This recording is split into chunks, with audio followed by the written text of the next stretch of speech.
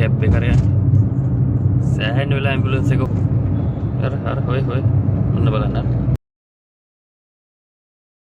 ඔයාලා ඕන තරම් අහලා ඇති විනාඩි 5කට කලින් ආවනම් බේර ගන්න පුළුවන් කියන ජීවිත ගැන. අපේ රටේ තියෙන සීමිත සෞඛ්‍ය සේවයක් නිසා ලෙඩ වලට ඕන බෙහෙත්වත් වෛද්‍යවරුන්වත් හැම රෝහලකම නැහැ. සමහර ලෙඩ වලට බෙහෙත් කරන්න පුළුවන් ස්පිතාල තියෙන්නේත් ලංකාවටම එකයි. ඉතින් තමන් යන ස්පිතාලේ තමන්ට ඕන අවස්ථාවේ නැත්තම් ඇම්බියුලන්ස් එකක් ආධාරයෙන් වෙනත් රෝහලකට රෝගියාව මාරු කරලා යවන්නේ අපේ පාරවල් වලින්. අපේ පාරවල් වල යන මිනිස්සු තමන්ගේ ගමන කොච්චර ලොකුණත් ඇම්බියුලන්ස් එකක් දැක්කොත් ඒක ඉඩ දෙන්න හුරු වෙලා ඉන්නවා.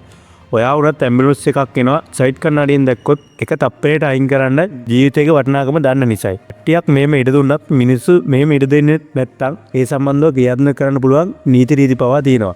කවුරු හරි එහෙම ඇම්බියුලන්ස් එකට හරි ගිනිනීමේ රථයකට හරි පාරේ ඉදිනෝදී ගමන් කරනවා නම් රුපියල් 50000කට වැඩි දඩයක් හරි අවුරුදු 5කට වැඩි සිරිදරුවමක් හරි යටත් කරන්න පුළුවන්. ඒවා එහෙම තියෙනකොට පාරේ තියෙන ඇම්බියුලන්ස් එකක් විනාඩි 20ක් විතර යන්න නොදී මහපාරේ නොමරන මිනිහෙක් කියලා අපිට අහන්න ලැබුණා. ඒ මිනිහා ගැනයි අද කතාව. මේ ඇම්බියුලන්ස් එකට ඉස්සරහින් ආවේ ඊට පස්සේ ඇම්බියුලන්ස් එකට යන්න ඉඩ දුන්නා ඉස්සරහින් යනවා කැබ් එකක් ඌ දැන් විනාඩි 20ක් විතර ඇම්බියුලන්ස් එක හොන් ගහනවා යන්න දෙන්නේ බලන්න පුදුම කාලකණී ඉන්නේ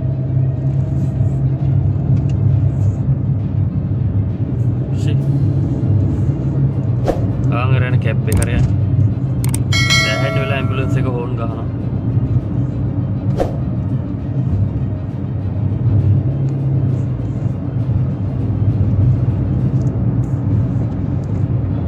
අර හොය ඔන්න බලන්න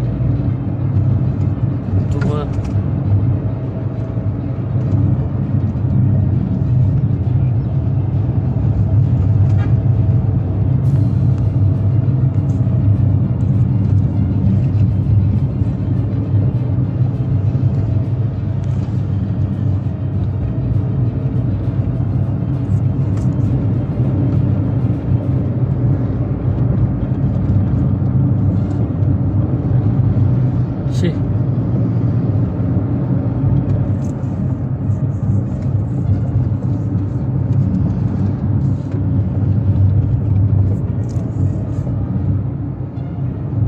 වාහනේ සද්දෙට හරියට ඇහෙන්නේ නැහැ ඇම්බියුලන්ස් එක පුදුම විදිහට හොන් ගහනවා අර බලන්න යන්න දෙන්නේ මේ එක්කම පෝල් එකක යන්නේ නැත්තම් වෙන ට්‍රැක් එකක යන්නේ නැත්තම් කාලකණී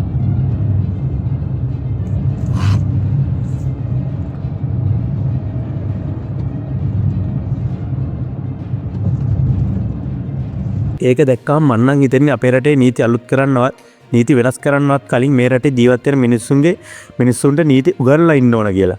නිකමට හිතන්න ලර්නර්ස් එකට ගිහින් ලයිසන් එක හරි විදියට ගන්න නම් ලොකු ගාණක් දීලා මාර්ග නීති ඉගෙනගෙන විභාගයක් ලියලා ඒක පාස් වෙලා ට්‍රයල් පෙන්නලා ඒකත් පාස් වෙන්න ඕන.